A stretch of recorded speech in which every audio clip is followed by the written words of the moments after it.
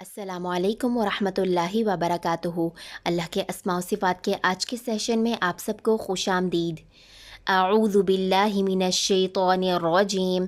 बिस्मिल्लाहिर्रहमानिर्रहीम। सुब्हानक ला इल्म लना इल्ला मा अल्लमतना इन्नक अंतल अलीमुल हकीम। रब्बिश्रह ली सदरी वयस्सिर ली अमरी वहलुल उक़दतम मिन लिसानी यफ़क़हू क़ौली। रब्बना ज़िदना इल्मा। अल्लाह के अच्छे अच्छे नामों में से आज हम पढ़ेंगे अल-मजीद। इसका मतलब है शान वाला, बुज़ुर्गी वाला। सूरत हूद में अल्लाह ताला का फ़रमान है, उन्होंने कहा क्या तुम अल्लाह के इस फ़रमान पर हैरान हो रहे हो, अल्लाह की रहमत और उसकी बरकतें हो तुम पर ए अहले बैत। बेशक वो काबिल तारीफ़ और शान वाला है। अल्लाह ताला शान वाला है अपनी ज़ात में, अपने अस्मा व सिफ़ात में, अपने अफ़आल में और अपनी बेपनाह अता में। इंसान शान वाला किसको समझता है? जिसके पास बड़ा ओहदा हो, जिसके पास दौलत हो, जिसके पास इज़्ज़त हो। और बुज़ुर्ग किसको कहता है? जिसके पास लंबी उम्र हो, तजर्बा हो, समझदारी हो। अल्लाह सुब्हानहू व तआला अपनी ज़ात में शान वाला है, बुज़ुर्गी वाला है।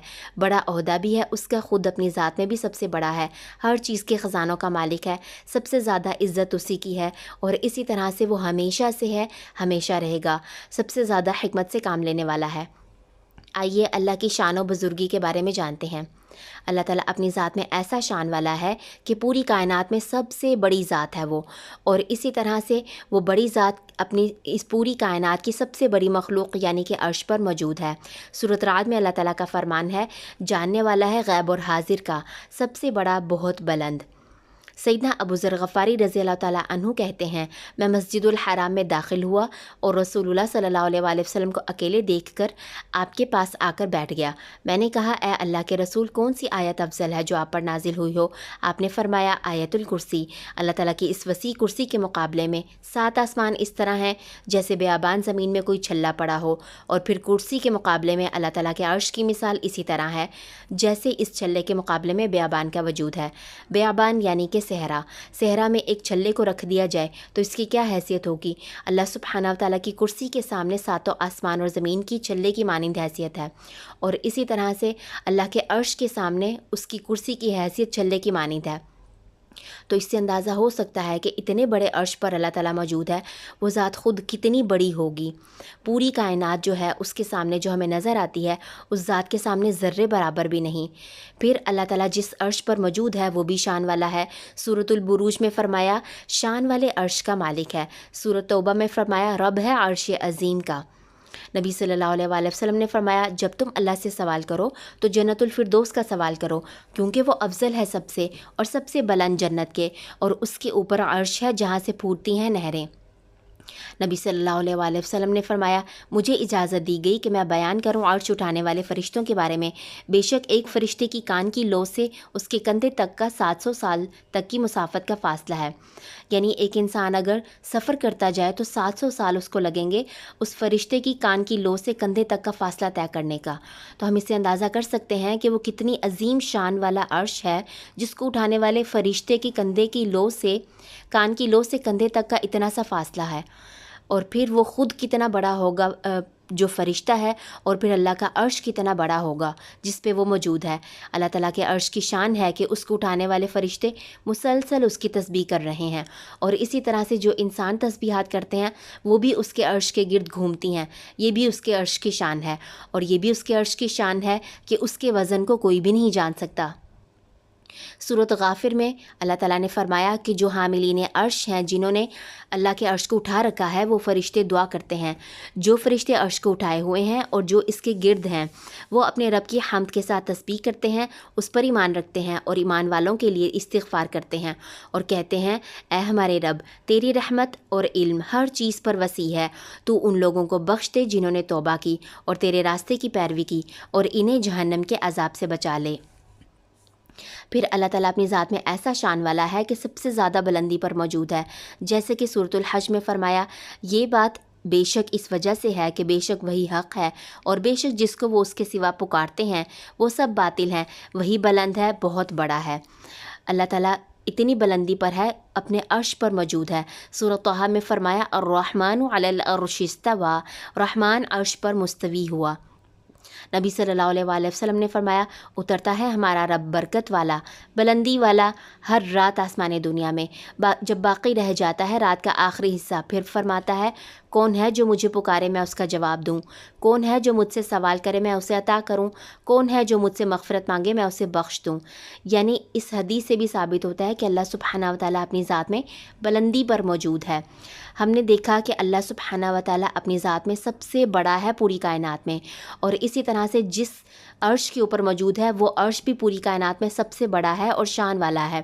اب ہم نے دیکھا ہے کہ یہ بھی اللہ کی شان ہے کہ وہ سب سے زیادہ بلندی پر ہے۔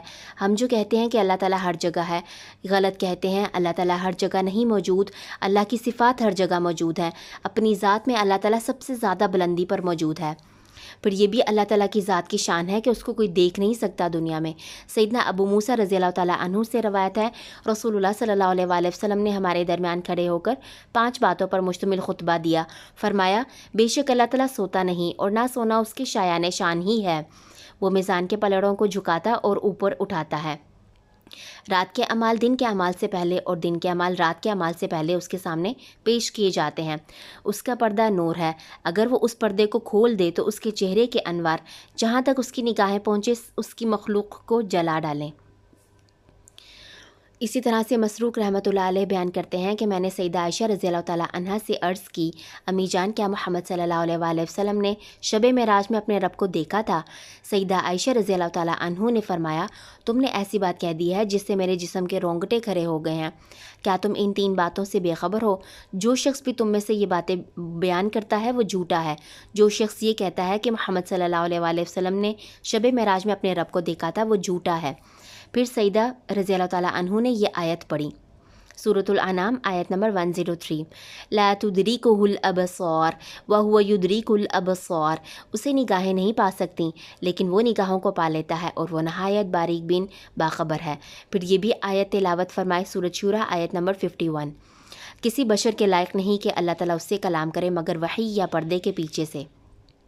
یعنی یہ باتیں، یہ آیات اس بات کی دلیل ہیں کہ اللہ سبحانہ و تعالیٰ کی شان ذات کی ایسی ہے اس کو کوئی دنیا میں دیکھ نہیں سکتا۔ البتہ قیامت کے روز جو جنتی ہوں گے ان کو اللہ سبحانہ و تعالیٰ اس قابل بنائے گا کہ وہ دیکھ سکیں گے۔ دنیا میں کوئی بھی مخلوق کو اللہ نے اس قابل نہیں بنایا کہ وہ اللہ کی ذات کو سہار سکیں، دیکھ سکیں۔ اسی طرح سے سیدنا جریر بن عبداللہ رضی اللہ تعالیٰ عنہ بیان کرتے ہیں کہ ہم لوگ رسول اللہ صلی اللہ علیہ وآلہ وسلم کی خدمت میں حاضر تھے۔ آپ نے ایک رات 14ویں میں رات کے چاند کی طرف دیکھ کر فرمایا، بے شک تم اپنے پروردگار کو روز قیامت اس طرح دیکھو گے جس طرح اس چاند کو دیکھ رہے ہو، اسے دیکھنے میں تمہیں کوئی دقت نہیں ہوتی، لہٰذا اگر تم پابندی کر سکتے ہو تو طلوع آفتاب سے پہلے فجر کی اور غروب آفتاب سے پہلے عصر کی نمازوں سے مغلوب نہ ہو جاؤ، یعنی پابندی سے انہیں ادا کر سکو تو ضرور کرو۔ اللہ سبحانہ و تعالیٰ ان کو دیدار فرمائیں گے جو اللہ کے احکامات کی پیروی کرتے ہیں۔ اور کچھ لوگ قیامت کے روز ایسے بھی ہوں گے جن کی طرف اللہ تعالیٰ دیکھیں گے بھی نہیں۔ کیسی بات ہے، اتنی شان والی ذات جس کو دیکھنے کو نگاہیں ترسی ہوں گی، وہ ذات کسی کو دکھائے گی نہیں اپنا جلوہ۔ تو اللہ سبحانہ و تعالیٰ کے دیدار کی طلب کرنے کی ضرورت ہے۔ اسی طرح سے اللہ تعالیٰ اپنی ذات میں ایسا شان والا ہے کہ پوری کائنات میں سب سے زیادہ صبر کرنے والا ہے جبکہ اس کے ساتھ شرک کیا جاتا ہے۔ رسول اللہ صلی اللہ علیہ وآلہ وسلم نے فرمایا، کوئی ایک بھی نہیں زیادہ صبر کرنے والا اس اذیت پر کہ جس کو کوئی سنتا ہے اللہ سے بڑھ کر، بے شک اس کے لیے شرک کیا جاتا ہے، اس کے لیے بیٹا قرار دیا جاتا ہے، پھر وہ ان کو معاف کر دیتا ہے اور رزق بھی دیتا ہے۔ پھر اللہ سبحانہ و تعالیٰ کی ذات کی ایسی شان ہے کہ کائنات کی ہر مخلوق اللہ کو مسلسل سجدے کیے ہوئے ہے اور سب کی سب تسبیح بیان کر رہے ہیں۔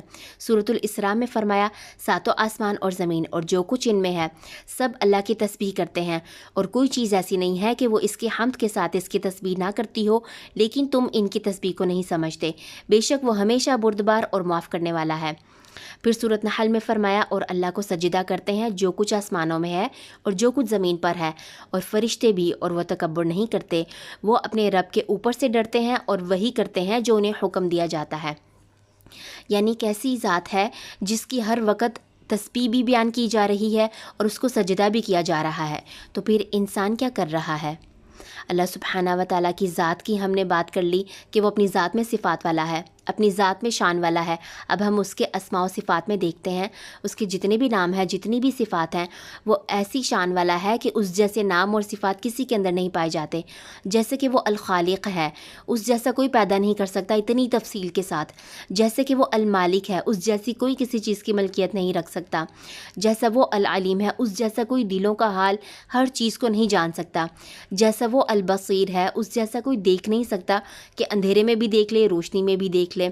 اسی طرح سے جو صفت اس کی رحمان کی ہے ویسا کوئی رحم نہیں کر سکتا۔ وہ السلام ہے، ویسی کوئی سلامتی نہیں دے سکتا۔ وہ المہیمن ہے، اس جیسی کوئی نگہبانی نہیں کر سکتا۔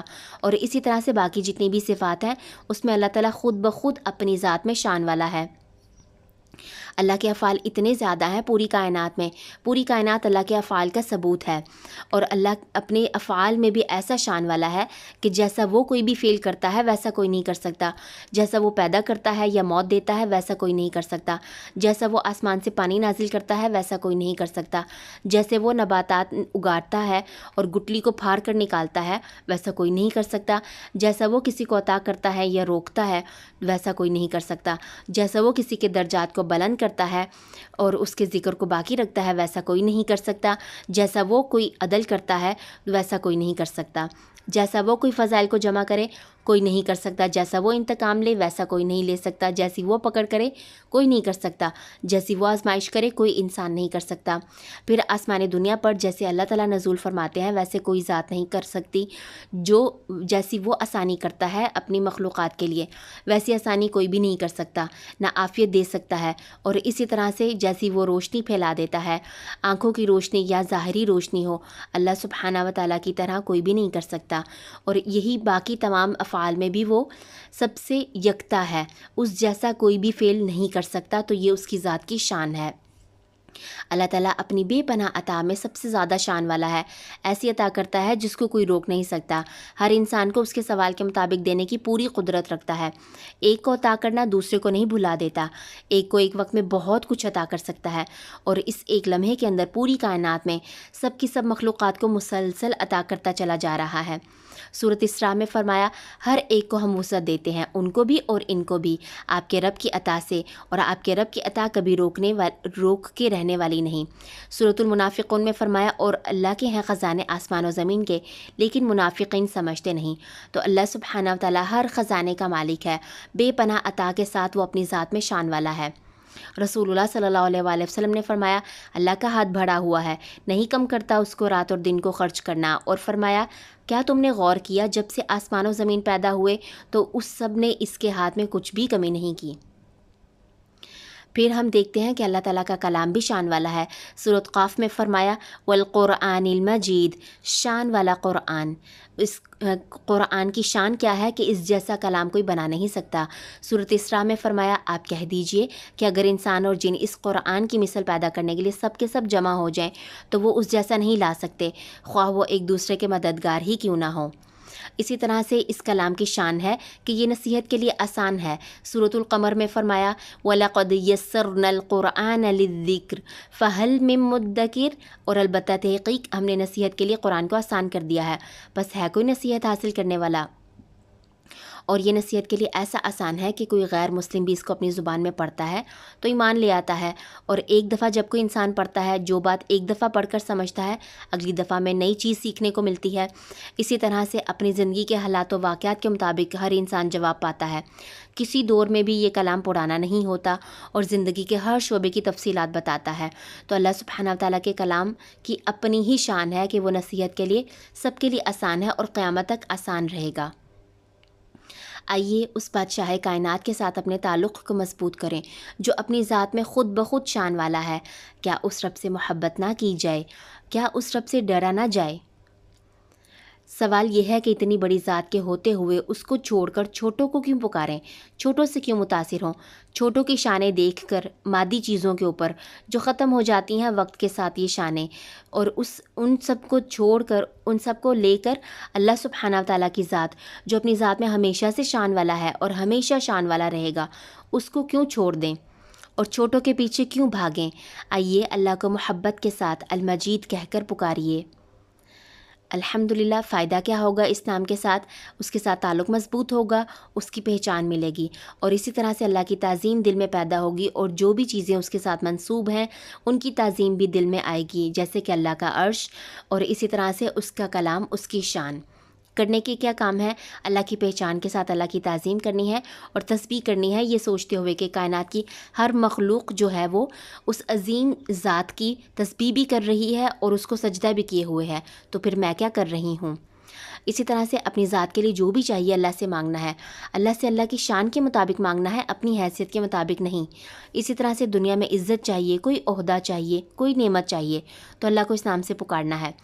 اللہ سے جنت الفردوس کا سوال کرنا ہے جو اللہ کے شان والے عرش کے نیچے موجود ہے۔ اس کے کلام کی شان کو سمجھتے ہوئے اس کو پڑھنا ہے، اس کو سمجھنا ہے اور اس پر عمل کرنا ہے۔ پھر درود ابراہیمی کو بھی سمجھ کر پڑھنا ہے، کیونکہ اس میں بھی اللہ سبحانہ وتعالیٰ کا یہ شان والا نام موجود ہے۔ دعائیں کرنی ہیں۔ ہم دعا پڑھتے ہیں سبحان اللہ، کتنی دفعہ اللہ کی پاکی کی؟ ایک دفعہ۔ اب یہ جو دعا ہے اس دعا میں بہت زیادہ وسعت ہے۔ سبحان اللہ و بحمدہ، پاکی ہے، پاک ہے اللہ اپنی حمد کے ساتھ، عدد خلقہ، اس کی مخلوق کی تعداد کے برابر۔ اس کی مخلوق تو ہم گن نہیں سکتے۔